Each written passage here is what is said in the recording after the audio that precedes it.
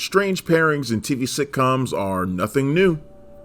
Series like the Honeymooners would have the sort of violent buddies of Ralph and Ed, the Flintstones would have Barney and Fred, and of course, The Odd Couple would have Oscar and Felix.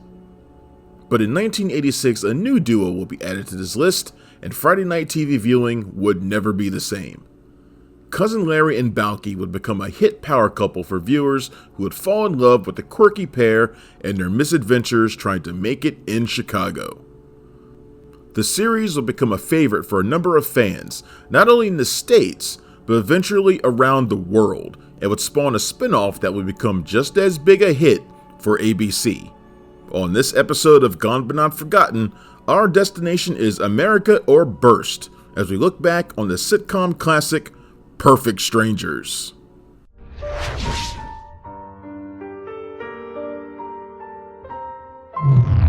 Perfect Strangers was created by Dale Keith McRaven, the man behind the classic series Mork and Mindy. McRaven had written for a number of TV's legendary shows like The Dick Van Dyke Show, That Girl, Gomer Pyle, and Laverne and Shirley, just to name a few. McRaven, along with Thomas Miller and Robert Boyett, came together to make the series, which was originally inspired by the 1984 Olympics. All three men thought it would be a good gimmick, seeing what culture shock of an athlete from another country would play out like as they dealt with the weirdness of mid-80s America. From there, the story was changed to one about a man who is living alone in a big city who gets a surprise guest in the form of his oddball cousin that he never knew arriving on his doorstep. The series followed Larry Appleton, a young man who has just moved to the big city of Chicago from his Wisconsin home he shared with a large family. One day his cousin Balki Bartokomous appears, also having taken the plunge to move to a new place away from his large family. Only Balki's journey was a bit longer, taking him from the island of Mypos to the States. Larry is shocked and surprised when his shepherd appears and is reluctant for him to stay, which is Balki's goal. Eventually, the two become roommates and close friends. They even wind up becoming co-workers and then co-creators of a comic strip. The series follows the two as they make their way through crazy situations, relationships, and eventually even them getting married to two other best friends and having families of their own. Perfect Strangers would start out fairly different from what it would eventually be on screen when it came to the two lead characters. Firstly, the show was turned down by CBS, NBC, and ABC when it was pitched to them. What changed the mind of ABC was when, thanks to his turn as the very memorable Surge in Beverly Hills Cop, Bronson Pinchot caught the eye of the producers. When they came back to ABC stating they would try and get him as one of the leads, they said, "There isn't any livestock involved, is there?" While the creative team knew they wanted Pinchot for the fish out of water cousin, Pinchot was actually reluctant about taking the part because he felt it would be typecasting him as a guy with a silly accent. At the time, Pinchot was starring in another series which would wind up being canceled, and so he went ahead and joined the production. He even went so far as to being the one to come up with the name Balki, which was taken from the nickname of his sister's dog. Pinchot would actually be the one to choose Greece as the location of Balki's home. He elaborated about Balki's origin story in an interview for Cryptorock.com on April 21st, 2023, when he said, quote, "To find a character, I decided I would lock myself into a bungalow at a hotel near Santa Barbara. When I was there, I would not allow myself to come out until I had the character. That's what I thought I needed to do, and I was there for 2 to 3 days. One day I woke up, and there were these weird slip-on shoes that I had actually purchased in Greece that were woven leather and they were blue. They were sitting on the floor. I woke up, looked at the shoes and went, oh, that is how the character came to me. And then I let myself go out to get something to eat. But it wasn't Mark Linn-Baker who would be in the unaired pilot opposite Pinchot. The late Louis Anderson was cast as Cousin Louis. The pilot was shot, and after viewing the footage, it was decided that the two didn't mesh as they had hoped for. The creative team brought back Baker, who had auditioned previously and worked well opposite Pinchot. So a new pilot episode was shot. It's funny both of them had the same alma mater, Yale University. The original first season of Perfect Strangers would actually only be 6 episodes, as it was used as a mid-season replacement at the decision of ABC. These episodes were shot in record time, with the first episode hitting airwaves only a week after rehearsals. Mark Linn-Baker and Bronson Pinchot had a fantastic chemistry and had a blast making the series, which shows and is one of the main reasons for the show's success. It was also boosted along by starting out on Tuesday nights as the lead-in for Moonlighting, a show that, in the mid-80s, was part of the crown for ABC. The first truncated season was a hit, with both Balki and Larry working at a department store. The following season would not only see a change of night, as the show would move to Wednesday, but it would also see Larry and Balki each get a girlfriend in the guises of Mary Ann and Jennifer, played by Rebecca Arthur and Melanie Wilson. The characters, who were also flight attendants, would become regulars on the series and would stick through the rest of the series run. Season 3 would see the show move to the legendary Tgif block for ABC. The third season was actually a big one in a lot of ways for Perfect Strangers. This season would see the duo of Larry and Balki move jobs to the Chicago Chronicle, something massive for Larry, who has had dreams of being a reporter and photographer. Unfortunately, the two were starting in the basement and mailroom, but we all have to start somewhere, right? But thanks to the building being huge, there was the need for an elevator and an elevator operator. That elevator operator would be Harriet Winslow, played by Jo Marie Peyton France. Harriet and her husband Carl Winslow's names should be very familiar to fans of 80s sitcoms. So as you guessed, they would get a spin-off series that would become another legendary sitcom called Family Matters. Family Matters would be the only spin-off from Perfect Strangers and would start in 1989 and run until 1998 after being picked up by CBS from ABC for its final season. Family Matters would actually have a longer run than Perfect Strangers at a total of 9 seasons. At one point, Balki and Larry were supposed to show up in the pilot for the series, but it never happened. Neither of the cousins would actually appear in Family Matters. During the third season, ABC decided to try and recreate their success of TGI Friday with Saturday night programming. Perfect Strangers was moved to Saturday night, and it was a disaster. Ratings dropped on the show, which was one of the heaviest hitters on Fridays. It was moved back to its original slot not long after. At one point, the series tried to add a kid character to the mix, but those of us who remember Cousin Oliver know how much of a bad idea this is.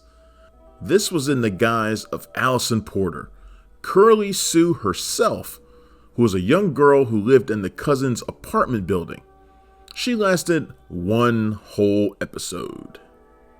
As the series progressed, Larry and Jennifer would get engaged, and Balki and Mary Ann would soon follow. After a number of will they or won't theys, both couples would get married, with Balki and Mary Ann actually heading back to his home in Mypos to meet the family.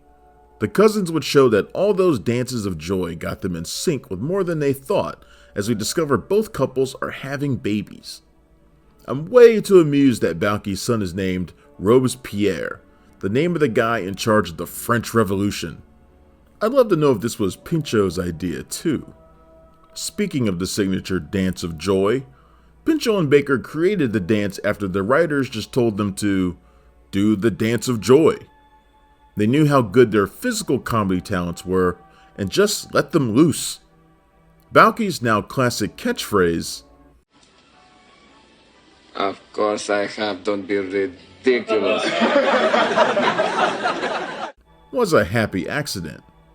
In the pilot, Pinchot was supposedly to badly lie to Larry about not having a color TV.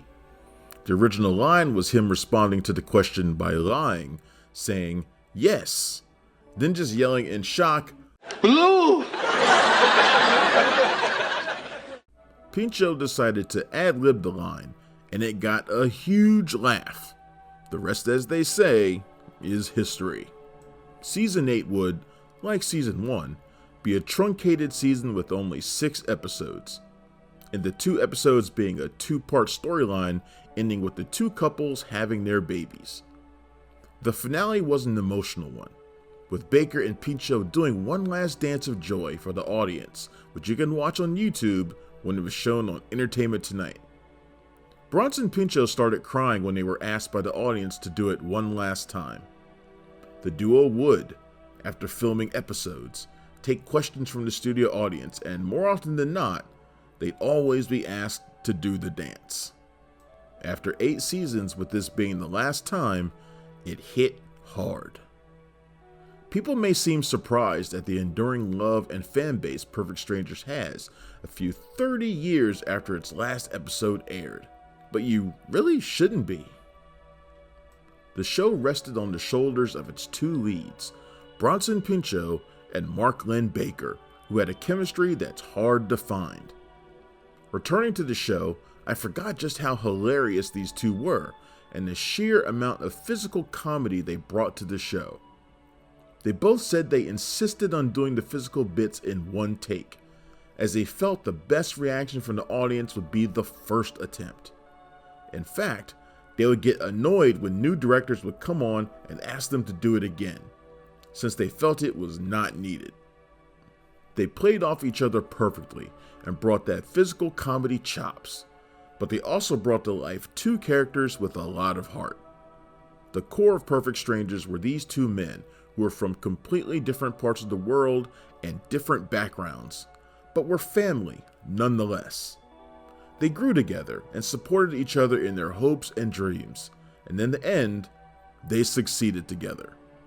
Perfect Strangers had hilarious writing and fantastic actors, not just with Pinchot and linn-Baker, but also with Wilson and Arthur, who held their own with the 2 cousins. Over the 8-season run, there were a number of familiar faces who would share the stage with the Perfect Strangers cast. Holland Taylor, Ted McGinley, Wayne Newton, Carl Lewis, Doris Roberts, and Leslie Jordan would be just a few of the names to be part of the series. The Perfect Strangers opening sequence and theme song became iconic as well, with fans on YouTube even recreating it in their hometown of Seattle years later. The song, Nothing's Gonna Stop Me Now, was sung by David Pomerantz. It was written by Jesse Frederick and Bennett Salve, who also wrote the majority of TGIF TV show themes, like Full House and Step by Step. A fun fact about Pomerantz was the fact his record, Born for You, His Best and More, was one of the best-selling records of all time in the Philippines. That same year the series ended, Pinchot would co-star in the Quentin Tarantino-penned True Romance. He'd follow this up with Beverly Hills Cop 3, returning as Serge, along with a turn in the Stephen King miniseries The Langoliers. Scaring the little girl! Pinchot has been consistently working in film and television over the years, but has also done a ton of audiobooks, including being the voice of the Christopher Farnsworth President's Vampire book series. He also was the ill-fated principal in The Chilling Adventures of Sabrina. Recently, Pinchot appeared in the HBO Max series Our Flag Means Death. Mark linn-Baker has also consistently been working in film and television since the series ended. This included turns on The Blacklist, The Electric Company, and Blue Bloods. He recently even joined the Marvel Universe as Jennifer Walters, aka She-Hulk's father, Morris Walters. I find it very amusing that both Mark linn-Baker and Bronson Pinchot both played memorable murderers who took on Bobby Gorin in Law & Order Criminal Intent. It just makes me twistedly happy. Currently, Perfect Strangers is available to stream on Freevee, which means ads, but hey, at least you can stream it. But for some insane reason, Season 1 does not seem to be available to stream anywhere. Like I said, Perfect Strangers is beloved by fans and continues to be. So much so that one industrious fan actually created an online video game where you could run with Balki as the theme song plays through images from the show, gathering stars to make your dreams come true. While it may sound sentimental, I think the reason the show has stood the test of time and has so many people who love it is at the heart of the show is finding common ground between two seemingly different people. Larry and Balki, while they are family, find a friend with each other. Balki, with his fumbling of the language and his strange catchphrases, is an adorable fish out of water. And even though Larry grew up here, he's just as much at a loss as Balki is, trying to find his path and follow his dream of making it in the big city after being in a house filled with siblings. The two need each other and help, and sometimes hinder one another. Perfect Strangers is really about finding common ground with your fellow man and realizing we're all really just trying to make it through a crazy world. So, should Perfect Strangers be remade? I would say, Don't be ridiculous. I don't think you could recreate it all what this show pulled off without it feeling ham-fisted and just nowhere near as charming. Linn-baker and Bronson Pinchot just had a magic that those old school duo acts had, and you can't really recreate it. Now, would it be interesting to see the two of them return to the roles to see where Balki and Larry find themselves down the road? That might be a treat to see. I could imagine Balki with a successful line of wool-based clothing he's designed, world famous with his House of Bee collection. Cousin Larry is a writer who just snagged a Pulitzer Prize who hasn't seen him in a while, walking through the door because he needs a suit for the awards ceremony. I'm giving you this for free, universe. Go make it happen, and the fans would do their own dance of joy.